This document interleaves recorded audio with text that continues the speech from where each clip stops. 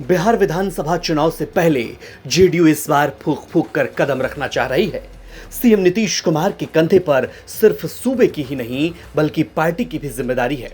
पिछले चुनाव में नीतीश कुमार की पार्टी तीसरे नंबर की पार्टी बन गई, लिहाजा इस बार पार्टी की कमान जब नीतीश कुमार के हाथ में है तो नीतीश कुमार चाहेंगे कि विधानसभा चुनाव में इस बार उनकी पार्टी का प्रदर्शन बेहतर हो। इसको लेकर मुख्यमंत्री Nitish Kumar super active mode में भी नजर आ रहे हैं और हर सीट का गुनागणित खुद समझ रहे हैं। सूत्रों की माने तो नीतीश कुमार की पार्टी और बीजेपी इस बार बराबर सीटों पर चुनाव लड़ सकती है। ऐसे में जेडीयू खुद को 2020 की तुलना में मजबूती से इस चुनाव में पेश करना चाहती है। अभी केंद्र में भी जेडीयू की मजबूत पकड़ है, लिहाजा नीतीश कुमार इस मौके का फायदा जरूर उठाएंगे और मुख्यमंत्री नीतीश कुमार का दबाव भी सीट शेयरिंग फॉर्मूले में काम करेगा।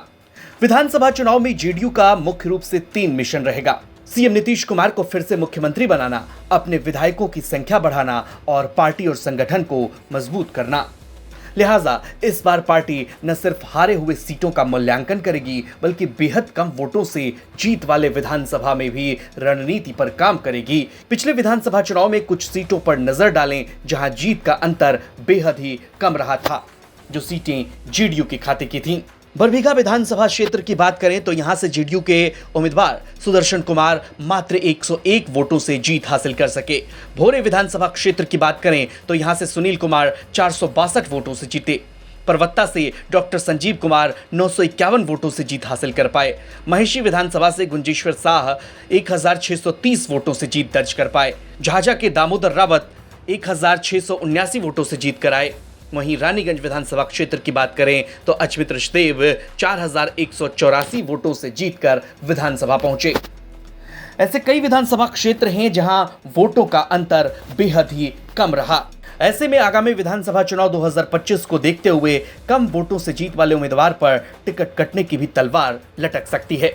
इसको लेकर वरिष्ठ पत्रकार विनय कुमार क्या कहते हैं, सुनिए। नीतीश कुमार की पार्टी इस बार विधानसभा चुनाव में अपने को मजबूत करने के लिए प्रयत्नशील है और इसलिए जो पिछली बार जिन सीटों पर जदयू के उम्मीदवार कम वोटों से जीते थे उन सीटों पर विशेष रूप से ध्यान दे रही है। ऐसे में कुछ उम्मीदवारों के नाम कट सकते हैं, कुछ नए उम्मीदवार जुड़ सकते हैं। क्योंकि इस बार का जो गठबंधन है, महागठबंधन में सहनी भी शामिल हो गए हैं।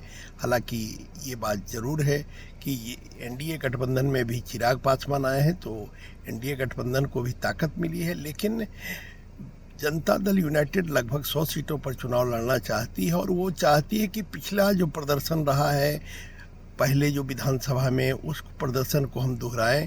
क्योंकि 2020 के चुनाव में जदयू का परफॉर्मेंस बहुत ही खराब रहा था।